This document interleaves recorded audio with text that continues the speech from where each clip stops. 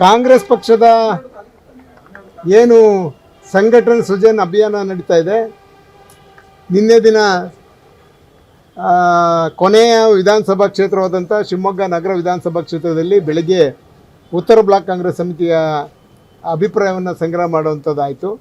ಅದಾದ ನಂತರ ಮಧ್ಯಾಹ್ನ ಏನು ಸೌತ್ ಬ್ಲಾಕ್ ದಕ್ಷಿಣ ಕಾಂಗ್ರೆಸ್ ಬ್ಲಾಕ್ನ ಒಂದು ಅಭಿಪ್ರಾಯ ಸಂಗ್ರಹ ನಡೀತಾ ಇತ್ತು. ಭಾಳ ಜನ ಕಾರ್ಯಕರ್ತರು ಅವರು ಇವರೆಲ್ಲ ಉತ್ಸಾಹದಿಂದ ಭಾಳಷ್ಟು ಜನ ಸೇರಿಬಿಟ್ರು. ನಾನು ಮುಂದು ನೀನು ಮುಂದು ಅಂತೇಳಿ ಅಭಿಪ್ರಾಯ ಕೊಡಬೇಕು ಅಂತೇಳಿ ನುಗ್ಗಾಟಕ್ಕೆ ಹೋಗಿದ್ದರು. ಆ ನುಗ್ಗಾಟದಲ್ಲಿ ಒಂದು ಸ್ವಲ್ಪ ಜನ ಅವರವರು ಸ್ವಲ್ಪ ತಳ್ಳಾಟ ಮಾಡ್ಕೊಂಡಿದ್ದಾರೆ. ಆ ತಳ್ಳಾಟ ಮಾಡ್ಕೊಂಡಿದ್ದು ಒಂದು ಸ್ವಲ್ಪ ಬೇರೆ ಬೇರೆಯವರಿಗೆ ಮನಸ್ಸಿಗೆ ನೋವಾಗಿತ್ತು. ಆ ಮನಸ್ಸಿಗೆ ನೋವಾಗಿದ್ದ ವಿಚಾರವನ್ನು ನಮ್ಮ ಗಮನಕ್ಕೆ ತರೋದಕ್ಕೆ ಎಲ್ಲರಿಗೂ ಕರ್ಕೊಂಬಂದಿದ್ರು. ನಿನ್ನೇನೂ ಹೇಳ್ತಾಯಿದ್ರು. ಆದರೆ ಸದ್ಯದಲ್ಲಿ ನಾವು ಏನೋ ಪರಿಸ್ಥಿತಿಗಳನ್ನ ಸರಿಯಾಗಿ ಅರ್ಥ ಮಾಡ್ಕೊಂಡ್ರೆ ನಾವು ಏನು ಹೇಳೋಕ್ಕಾಗ್ತಿರ್ಲಿಲ್ಲ. ಯಾಕಂದರೆ ಪೂರಾ ನಾವು ಕಂಪ್ಲೀಟ್ ನೋಡಿರಲಿಲ್ಲ, ಯಾರು ಏನು ಮಾಡಿದ್ರು, ಯಾಕಾಯಿತು ಏನು ಅನ್ನೋದನ್ನೆಲ್ಲ ತಿಳ್ಕೊಂಡಿದ್ದೀವಿ. ಇವತ್ತು ಸಚಿವರು ಕಾರ್ಯಕ್ರಮ ಇದೆ, ಸಚಿವರು ಬರ್ತಾ ಇದ್ದಾರೆ. ಮೊಟ್ಟ ಮೊದಲಿಗೆ ಈಗ 2ನೇ ಬಾರಿ ಮಂತ್ರಿ ಆದಮೇಲೆ ಶಿವಮೊಗ್ಗ ನಗರಕ್ಕೆ ಆಗಮಿಸ್ತಾ ಇದ್ದಾರೆ. ಶಿವಮೊಗ್ಗ ಜಿಲ್ಲೆಗೆ ಬಂದಿದ್ದಾರೆ, ಈಗಾಗಲೇ ಶಿವಮೊಗ್ಗ ನಗರಕ್ಕೆ ಆಗಮಿಸ್ತಾ ಇದ್ದಾರೆ. ಇಂಥ ಸಂದರ್ಭದಲ್ಲಿ ಇವೆಲ್ಲ ಯಾವುದೇ ಥರದ ಘಟನೆಗಳು ಆಗಬಾರ್ದು ಅಂಥೇಳಿ ಅವರನ್ನು ಎಲ್ಲ ಸಮಾಧಾನ ಮಾಡಿ ಕಳಿಸಿದ್ದೀವಿ. ಅವ್ರು ಯಾರೇ ನುಗ್ಗಾಟ ಮಾಡ್ಕೊಂಡು, ಅದು ವೈಯಕ್ತಿಕ ಗಲಾಟೆ, ಅದು ಕಾಂಗ್ರೆಸ್ ಪಕ್ಷಕ್ಕೂ ಅದಕ್ಕೂ ಸಂಬಂಧ ಇಲ್ಲದ ಕೆಲಸ. ವೈಯಕ್ತಿಕವಾಗಿ ಅವರವರು ಮಾಡ್ಕೊಂಡಿದ್ದಾರೆ.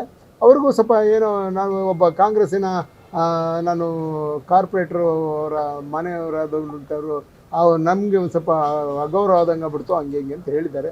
ಯಾರಿಗೆ ಅಗೌರವ ಆಗಬಾರ್ದು ಅಂತ ಉದ್ದೇಶ ಇಟ್ಕೊಂಡು ಅವ್ರನ್ನ ಕರೆಸಿ, ಯಾರು ಹಂಗಾಗಿದೆ ಅವರಿಬ್ಬರನ್ನು ಕರೆಸಿ ಕೂರಿಸಿ ಮಾತಾಡೋ ಕೆಲಸವನ್ನು ಮಾಡ್ತೀವಿ ಅಂತ ಅವ್ರಿಗೆ ಹೇಳಿದ್ಮೇಲೆ ಅವರೆಲ್ಲ ಶಿಸ್ತು ಕ್ರಮ ಏನಾರು ಆಗುತ್ತೆ ಸರ್?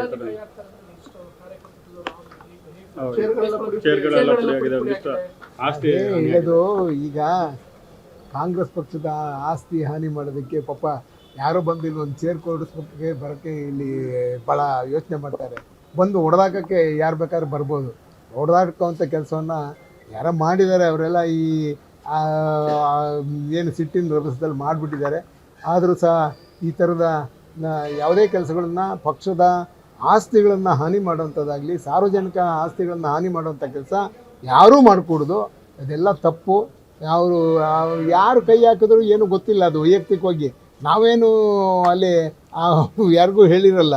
ಬಂದು ನಾನು ಮುಂದೆ ಹೋಗ್ಬೇಕು, ನೀನು ಮುಂದೆ ಹೋಗ್ಬೇಕು ಅನ್ನೋದ್ರೊಳಗಡೆ ಎಲ್ಲ ತಳ್ಳಾಟ ಆಡ್ಕೊಂಡು ಅದಾಗಿದೆ. ಯಾರೋ ಕೈಗೆ ಹಾಕ್ಬೋದು, ಮೈ ಮುಟ್ಟೋದು ಕೆಲಸವನ್ನು ಮಾಡಬಾರ್ದು. ಏನೋ ಅಚಾತುರ್ಯದಿಂದ ಆಗಿದೆ, ಅದನ್ನು ಸರಿ ಮಾಡಿ ಅವ್ರಿಗೆಲ್ಲ ತಿಳ್ಕೊಳ್ಳದೆ ಅವ್ರಿಗೆಲ್ಲ ಮಾತನಾಡಿ ಫಸ್ಟ್ ಏನಾಗಿದೆ ಎಲ್ಲ ತಿಳ್ಕೊಂಡು ಏನಾಗಿ ನೋಡ್ಕೊಂಡು ಮಾಡೋಣ. ನಮಗೆ KPCC ಅಲ್ಲ ಆಗಿದೆ, ಸಂಧಾನ ಯಶಸ್ವಿ ಆಗಿದೆ, ಕೊಟ್ಟಿದ್ದೀವಿ. ಇದೆಲ್ಲ ಸಾಹೇಬರೆಲ್ಲ ಬಂದೋದ್ನ, ಮಂತ್ರಿಗಳೆಲ್ಲ ಬಂದೋದ್ನ ಕೂತ್ಕೊಂಡು ಕರೆದು ಸ್ವಲ್ಪ ಸಮಾಧಾನವಾಗಿ ಮಾಡಬೇಕು. ಯಾಕಂದರೆ ಒಂದು ಸಣ್ಣ ವಿಚಾರಕ್ಕೆ ದೊಡ್ಡ ಬೇರೆ ಬೇರೆ ಥರ ಆ ಶೇಪ್ ತೊಗೊಂಬಾರ್ದು ಅನ್ನೋದು ನಮ್ಮ ಉದ್ದೇಶ. ಸರ್, ಈಗ ಬಣ ರಾಜಕೀಯ ಶುರುವಾದಂಗೆ ಆಗಿದೆ. ಇದರಿಂದ ಒಂದು ರೀತಿಯಲ್ಲಿ ಬಣ ರಾಜಕೀಯ ಇಲ್ಲ, ಬಣ ರಾಜಕೀಯ ಅಂತ ಹೇಳೋಕ್ಕಾಗಲ್ಲ.